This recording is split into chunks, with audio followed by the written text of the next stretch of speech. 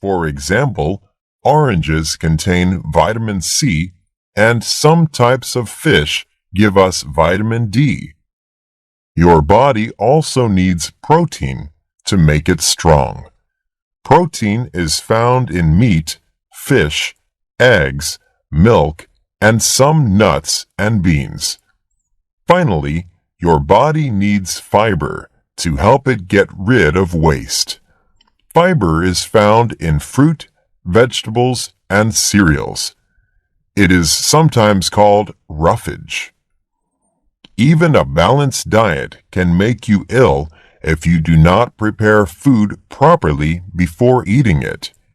Some foods, such as most types of meat and fish, have to be cooked to kill any germs or other bad things that may be in them.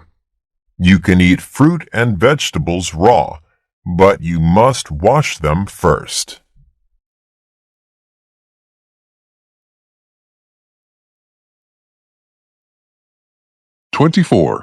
Our senses. Before you read. 1. How many people in your class wear glasses? 2. Have you ever had your eyes tested? Reading passage 1. This passage is about people who cannot see properly without glasses. Kate's teacher saw her squinting at what he had written on the board. I think you need glasses, he said. You should go and have your eyes tested. Kate told her parents what her teacher had said.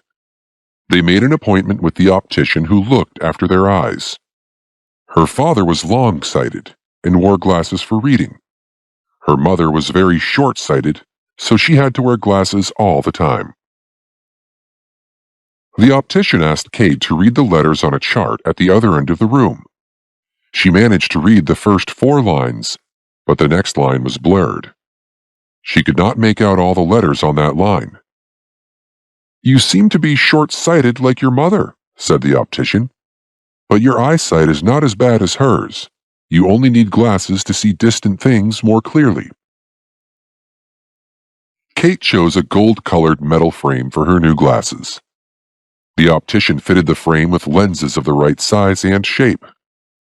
Kate put the glasses on and looked around. Everything had clear outlines again. She looked at the bookshop across the street. She could even read the titles of some of the books in the window.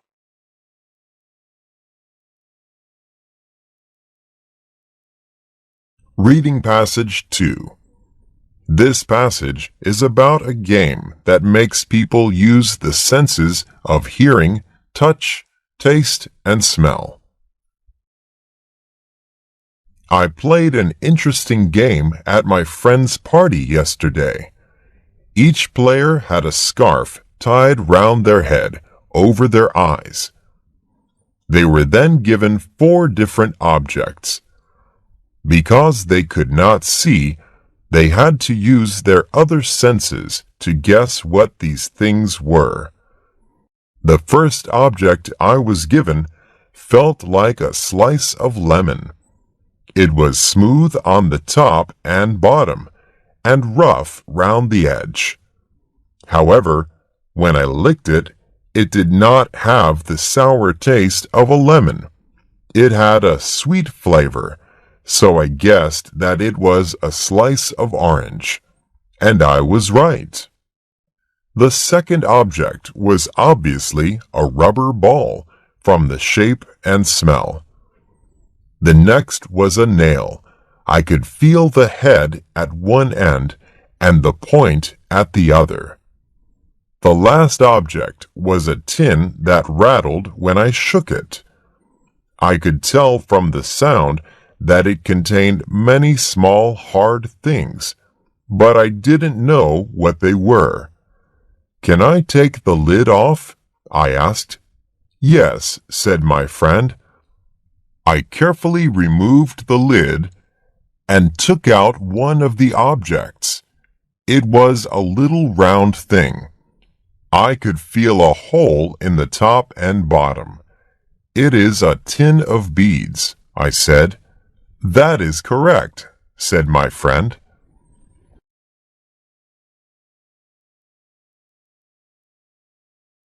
25. Electricity.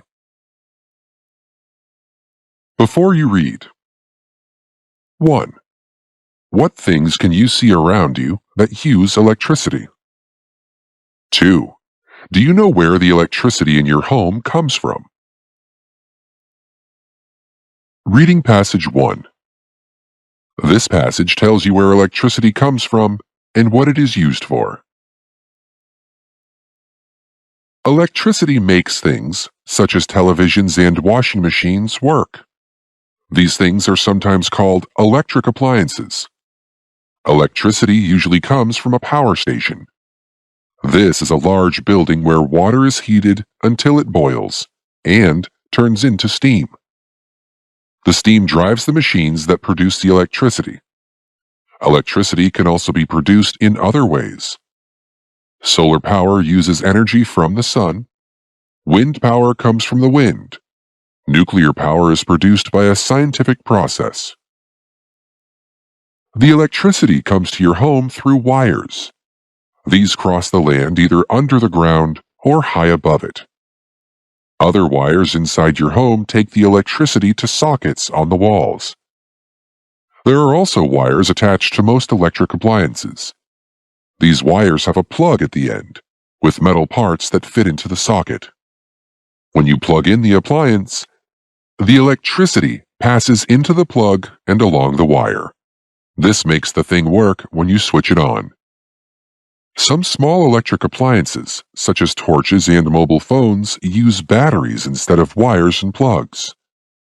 There is electricity inside the battery. When this has been used up, we say that the battery is flat. The appliance stops working until you put in a new battery or recharge the old one.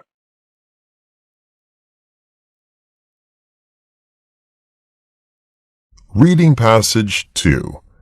This passage is about the electric appliances we use inside and outside our homes. It is hard to imagine what life was like in the days before electricity. There are many things that use electric power, both indoors and outdoors. When these things stop working, we realize how much we need them. We use electric lights and lamps to help us see in the dark. When the weather is hot, electric fans and air conditioning keep us cool indoors.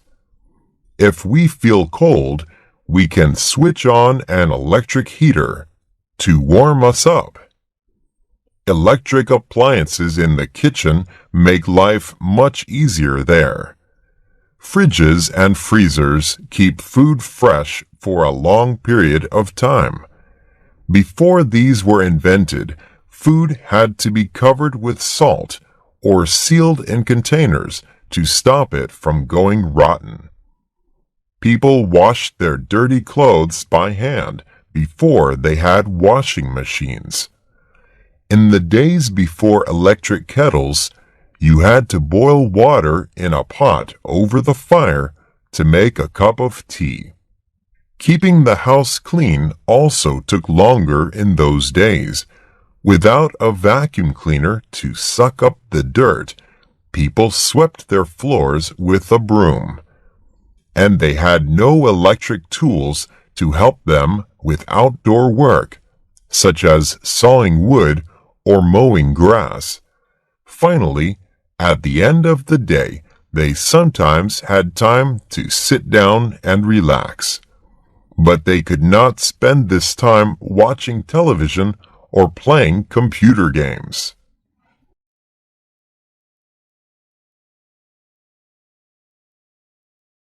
"26. Water. Before you read. 1. Does it often rain in the place where you live? 2. How much water do you drink every day? Reading passage 1. This passage tells you where water comes from, how it changes, and why it is important. Water is a liquid. It falls from the sky as rain, making puddles on the ground. The rain fills the lakes and rivers of the land. It also fills the reservoirs that supply water to the people of the land. The water flows through pipes to their houses. It comes out when they turn on a tap. Some of it is stored in tanks until they are ready to use it. When it is very cold, water freezes and turns into ice, which is hard and solid. When ice gets warm, it melts and turns back into water. If the water gets very hot, for example, when it boils, it changes its form yet again. This time it becomes steam, which rises from the surface of the water. If the steam touches a cold surface, such as a window, it covers it with tiny drops of water. Water is very important for all living things. Plants and animals cannot survive without water. For this reason, farming is difficult in countries that have very little rain. Too much rain can also cause problems. The lakes and rivers rise higher than their banks and flood the surrounding land. People have to leave their homes and move to higher ground.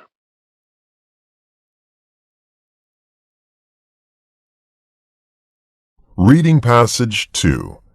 This passage is about two boys who go in search of the place where a river begins. Tom and Joe often went fishing in the river near their village. One day, as they sat on the bank, Tom said, "I wonder where this river begins and ends." "I can tell you where it ends," said Joe. "It flows into the sea at a town on the coast. I went there once with my parents, but I don't know where it begins. That place is called the source of the river. Let's try to find it." The next day, they went for a long walk beside the river. They walked in the opposite direction to the way the water ran. In some places, it flowed slowly on level ground. Here it was so clear that they could see the stones on its bed. In other places, it fell quickly downhill over rocks, turning white and foamy as it rushed along. Tom and Joe were feeling tired because they had walked a long way uphill. But they noticed that the wide, deep river had become a narrow, shallow stream. They knew that they must be near its source. Finally, they reached the end of their journey. High up in the hills, there was a hole in the ground with water coming out of it. This was the source of the river. The boys sat on a rock and ate the lunch that they had carried with them. Then they set off for the long walk home.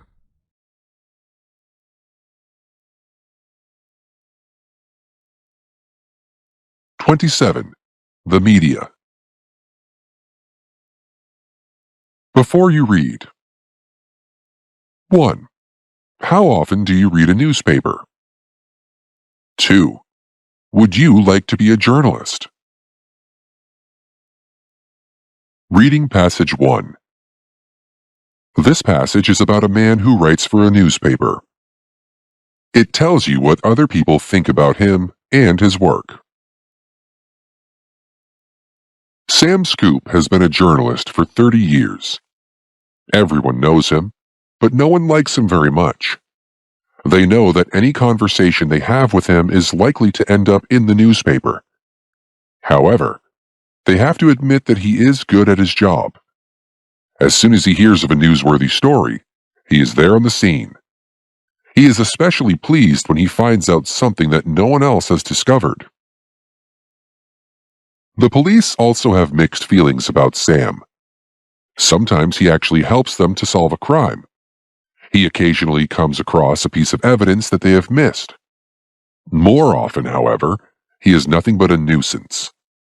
When they hold a press conference about a particular investigation, they look for Sam's face among the crowd of journalists. If he is there, their hearts sink. They know that he will ask them an embarrassing question, such as, "Is it true that you still have no idea who committed this crime?" People sometimes ask Sam why he has not tried to become the editor of a newspaper or a newsreader on television. His answer is always the same.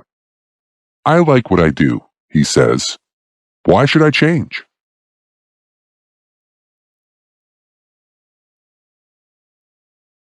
Reading Passage 2. This passage compares modern television programs with those of many years ago.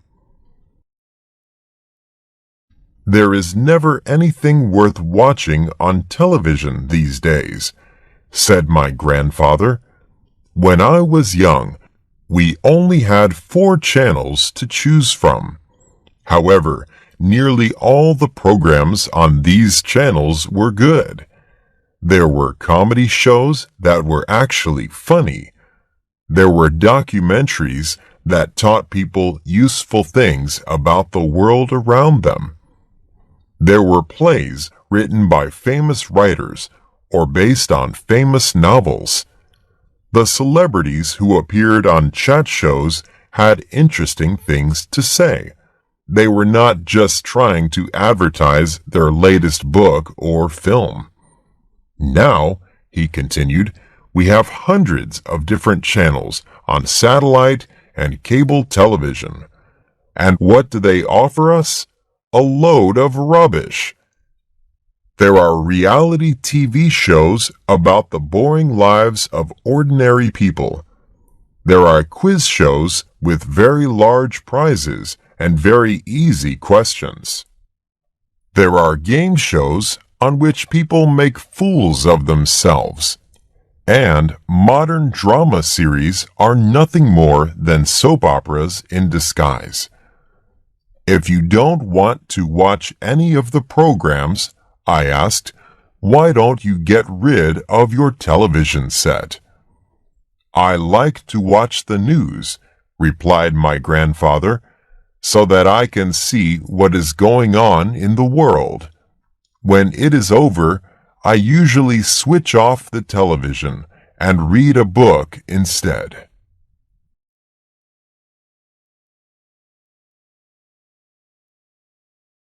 "28. Communication. Before you read. 1. Do you like talking on the phone? 2. What do you say when you answer the phone?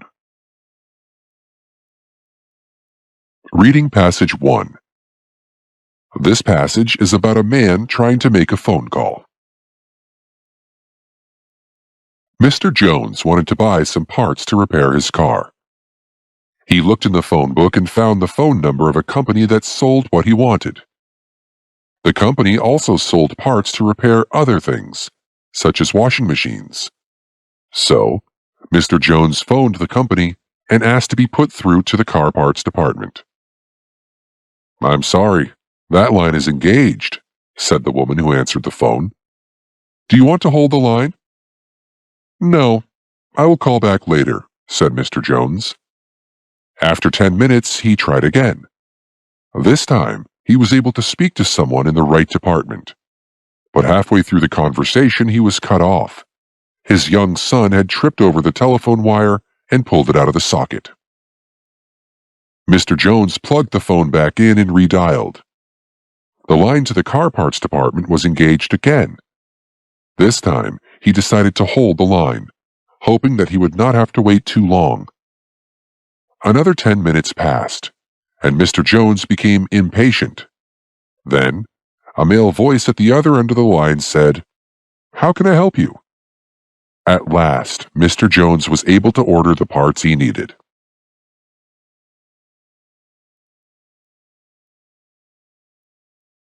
Reading Passage 2.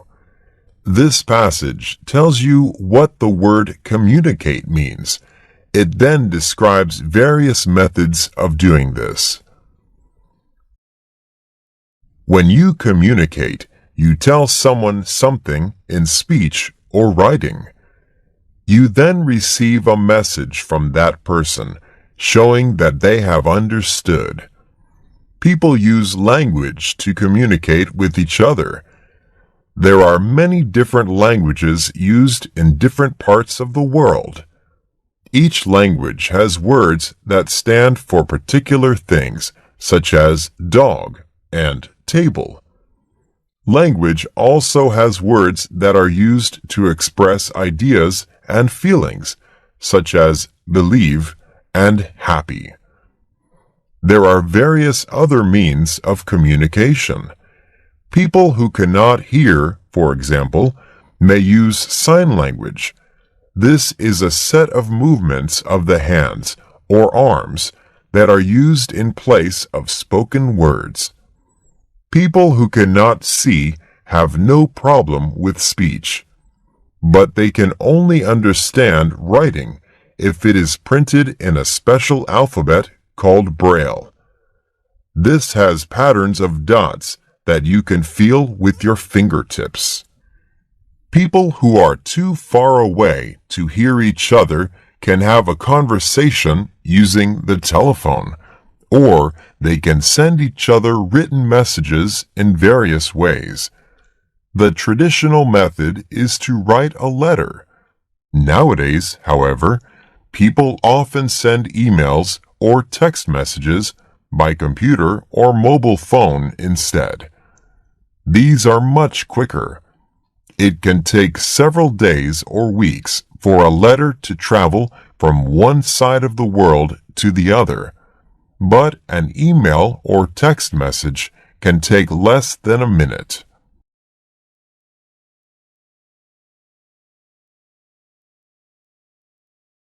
"29.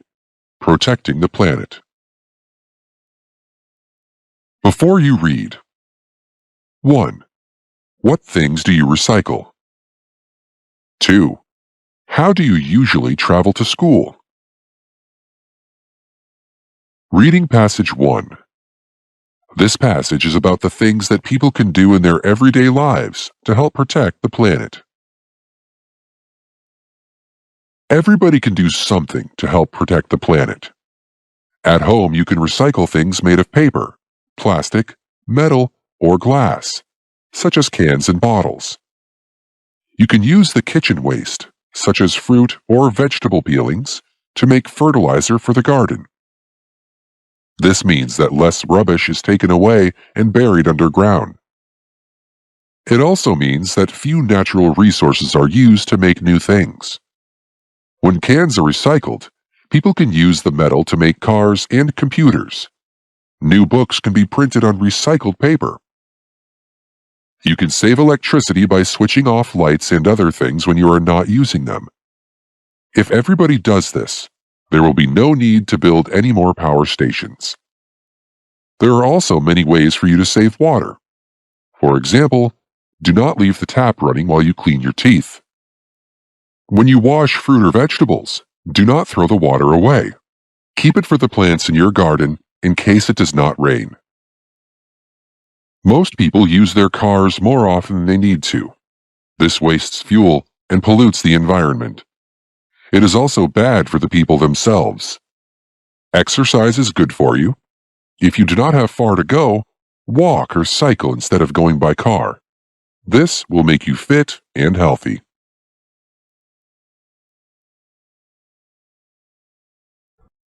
Reading passage 2. This passage is written by somebody who spends part of their spare time doing conservation work in the countryside. I have joined a group of people who spend their spare time cleaning up the countryside. They look after the places where birds, insects, and other animals live. Before my last birthday, I was too young to take part. You have to be at least 13 years old, and now I am. On the first Sunday of every month, we spend several hours making the countryside a good place for animals to live and people to visit. Sometimes the human beings are the cause of the problems. They find a pleasant spot for a picnic, but they do not take their litter home with them. The rubbish that they leave behind looks ugly and can harm the wildlife. For example, a small animal might crawl into an empty container and it might be unable to get out. Nature also sometimes makes life difficult for certain animals. Last Sunday, we spent all afternoon clearing overgrown plants from a river. Now the water flows freely again. The fish can swim along without anything in their way. Some of the work we do does not have such an instant result. We know new trees will take several years to grow before they are big and strong enough for birds to begin nesting in their branches.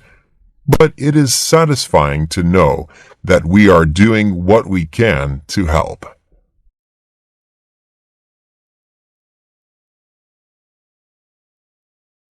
"30. Animals." Before you read. 1. Have you ever been to a zoo or wildlife park? 2. Do you think it is important to protect wild animals from people? Reading Passage 1. This passage is about the different ways we can look after wild animals. Dinosaurs were huge animals with rough skin. They became extinct when the last ones died, many millions of years ago. In our modern world, there are many other animals that may disappear from the earth. These are known as endangered species, and we must do everything we can to protect them. Some of them are dying because people hunt them for valuable parts of their body. For example, they hunt elephants for their tusks, and they hunt rhinos for their horns. Other animals are dying because the place where they live has been destroyed. These include the orangutan, a large ape that lives in Asian rainforests. Some people think that keeping animals in zoos is a good way to save them from becoming extinct. However, many animals that are used to living in large open spaces are not happy in cages. If they are unhappy, they may become ill or stop producing young. Wildlife parks are better because animals have more space to move around. Nature reserves are better still. These are large areas of natural land where animals are protected in the wild. They may still be attacked by other animals, but they are safe from those human beings who want to harm them.